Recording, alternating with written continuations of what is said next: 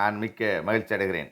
இன்று அரிதான நாணயங்கள் வரிசையில் ரூ. 2 ஞானி திருவள்ளுவர் அவர்களின் நாணயத்தின் வரலாற்று சுவடுகளை பற்றி நாம் இன்று பார்ப்போம் நண்பர்களே.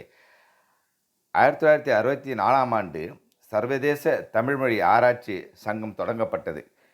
இதற்கு சுருக்கமாக IATR என்று அழைப்பார்கள். இந்த அமைப்பில் இந்தியா, இலங்கை, மலேசியா, பிரான்ஸ், மாலத்தீவுகள், மொரீஷியஸ் போன்ற பல நாடுகள் உறுப்பு நாடுகளாக உள்ளன. இந்த அமைப்பு 4 ஆண்டுகளுக்கு ஒரு முறை மாநாடு நடத்தி தமிழ் ஆராய்ச்சிகளுக்கான ஆய்வு செய்து தமிழ் வளர்ச்சிக்காக பாடுபடுவார்கள்.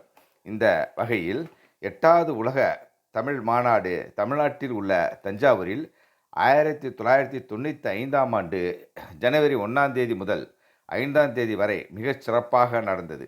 இந்த உலக தமிழ் மாநாட்டை சிறப்பிக்கும் வகையில்தான் நினைவு நாணயமாக திருவள்ளுவர் உருவம் பொறித்த நாணயத்தை அரசாங்கம் வெளியிட்டது நண்பர்களே. மேலும் FFS உலோகத்தில் ரூ. 1 நாணயமும் ரூ. 5, ரூ. 2 காப்பர்நிக்கல் உலோகத்தாலும் அரசாங்கம் அச்சிட்டு வெளியிட்டது. இந்த ரூ. 2 நாணயம் காப்பர்நிக்கல் என்ற உலோகத்தாலும் முன்பக்க திருவள்ளுவர் உருவம் பொறித்தும் மறுபக்கத்தில் அசோக சின்னம், அதற்கு கீழே சத்தியமே ஜெயந்தி என்றும் இதற்கு கீழே 2 என்ற எண்ணும் பக்கவாட்டில் ருப்பியா பாரத் என்ற இந்தியிலும் ருபீஸ் இந்தியா என்று ஆங்கிலத்திலும் அச்சரிக்கப்பட்டிருக்கும். இந்த நாணயத்தின் எடை என்று பார்த்தால் 6 கிராம். இதன் சைஸ் 26 mm. வடிவம் 11 பட்டைகளாலான ஹெண்டிகா கோணல் என்ற வடிவத்தை உடையது. இந்த நாணயத்தின் சிறப்பு என்னவென்றால், இந்த நாணயம் ஒரே நாணயச்சாலையில் ஒரே மின்ட்டில் மட்டும்தான் இந்த நாணயம் அச்சிட்டு வெளியிடப்பட்டது.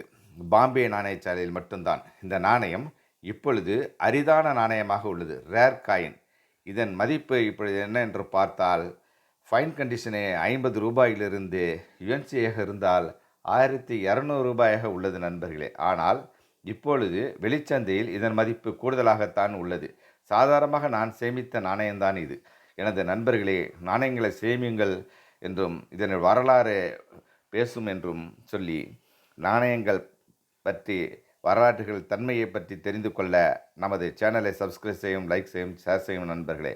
நன்றி, வணக்கம் நண்பர்களே.